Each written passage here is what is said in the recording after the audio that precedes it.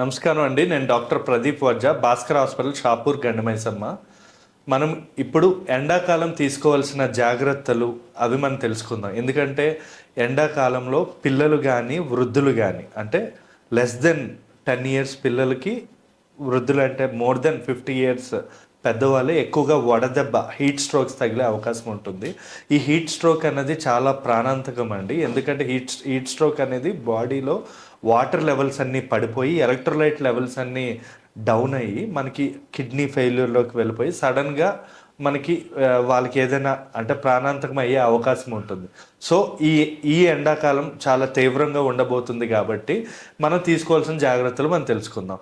ఇప్పుడు ఈ పిల్లలు, ఎల్డర్ పిల్లల్లో మనం ఏంటంటే వీళ్ళని ఎక్కువగా వాటర్, స్విమ్మింగ్ పూల్స్ వైపు ఇవన్నీ వాటర్కి ఎక్కువ కోరుకుంటూ ఉంటారు కాబట్టి వాళ్ళు వెళ్ళి దానిలో డ్రౌన్ అయిపోవడం అంటే మునిగిపోవడం కానీ ఇలాంటివి ఎక్కువగా ఎండాకాలంలో జరుగుతుంటాయి. సో ఖచ్చితంగా పేరెంట్స్ అనేవాళ్ళు మన ఈ గేటెడ్ కమ్యూనిటీలో వీటిలో ఉండేటప్పుడు ఈ స్విమ్మింగ్ పూల్స్కి వీటికి వెళ్లకుండా చూసుకోవాలి. వీలైతే గేట్స్ కానీ అవేమైనా ఆ గేటెడ్ కమ్యూనిటీలో వేసుకోవడం అనేది చాలా ఇంపార్టెంట్ అండి.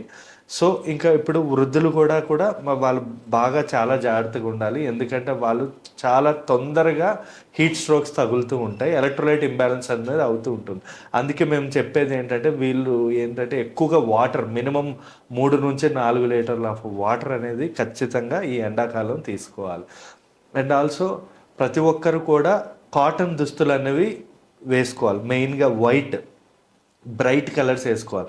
ఈ బ్లాక్, డార్క్ కలర్స్ వల్ల ఏమవుతుందంటే ఇవి ఎండని అబ్జర్వ్ చేస్తుంది. సో మనకి దానివల్ల ఏంటంటే వేడి అనేది మనం ఎక్కువగా వడదెబ్బ తగిలే అవకాశాలు చాలా ఎక్కువగా ఉంటాయండి.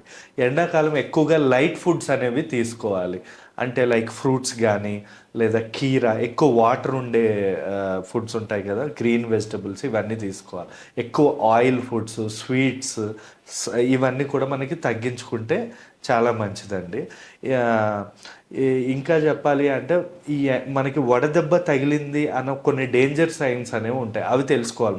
మనకు వడదెబ్బ తగిలినప్పుడు ఏమవుతుంది అంటే మనకి ముందుగానే మన బాడీలో అతిగా అంటే ఎక్కువ స్వెట్, చెమట రావడం కానీ, మూత్రం ఎక్కువ అవ్వడం కానీ, లేదా తల తిరగడం, లేదా లూజ్ మోషన్స్ అవ్వడం, లేదా నాలుక ఎండుకుపోవడం, తలనొప్పి రావడం, ఇలాంటివి, లేదా గుండె దడగా అనిపించడం, ఇలాంటివన్నీ ఒక వడదెబ్బ తగిలే ముందు లక్షణాలు అనమాట. అలాంటివి ఏమైనా కనబడితే ఖచ్చితంగా మనం డాక్టర్ దగ్గరికి వెళ్ళి చూపించుకోవడం అనేది చాలా ఇంపార్టెంట్. ఇంకా ఈ ఎండాకాలంలో ఎక్కువగా వైరల్ ఫ్లూస్ అనేవి స్ప్రెడ్ అవుతూ ఉంటాయి. మీరు ఎప్పుడైనా చూడండి, చికెన్ పాక్స్ కానీ లేదా మంప్స్ కానీ, మీజిల్స్ అంటాం, మంప్స్ అంటే గౌడ బిళ్ళలు, ఇవన్నీ కూడా అమ్మోరు అంటాం, ఇవన్నీ కూడా ఎండాకాలమే వైరల్ ఫ్లూస్ ఎక్కువగా స్ప్రెడ్ అవుతాయి. ఎందుకంటే వైరల్ అనేది ఎక్కువగా ఈ హ్యూమిడ్ ఎండాకాలంలో స్ప్రెడ్ అయ్యే అవకాశాలు ఉంటాయి. సో పిల్లలు కూడా చాలా జాగ్రత్తగా ఉండాలి. ఎవరికైనా చికెన్ పాక్స్ వస్తే వాళ్ళ పక్కన కూర్చోవడం కానీ ఇలాంటివి చేయకూడదు. ఇంకా కంజక్టివైటిస్, కండ్ల కలకలు అంటారు, ఇవి కూడా ఎక్కువగా వస్తూ ఉంటాయి.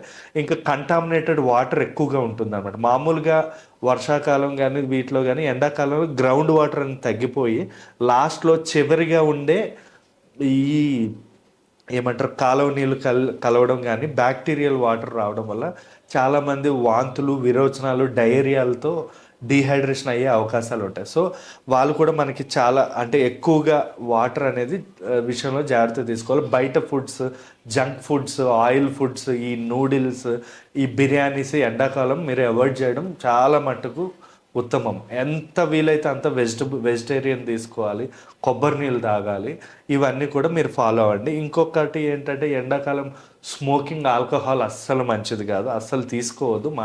ఎందుకంటే దానివల్ల కూడా డీహైడ్రేషన్ అనేది పెరిగే అవకాశాలు ఉంటాయండి. నేను చెప్పబోయేది ఈ ఎండాకాలం స్టే సేఫ్. మ్యాక్సిమం 12 o'clock నుంచి ఈవినింగ్ 4 o'clock వరకు బయటికి వెళ్ళడం అవాయిడ్ చేయండి. మార్నింగ్ వాక్ అంటే ఎర్లీగా ఏదైనా చేసుకోండి. 6 o'clock, 7 o'clock morning walk, morning exercise చేసుకోవడం మంచిది, లేదా ఈవినింగ్ చేసుకోవడం మంచిది. ఈ 11 o'clock, 12 o'clock జిమ్కి వెళ్ళి డీహైడ్రేట్ అవ్వడం ఇలాంటివన్నీ తగ్గించుకోవాలండి.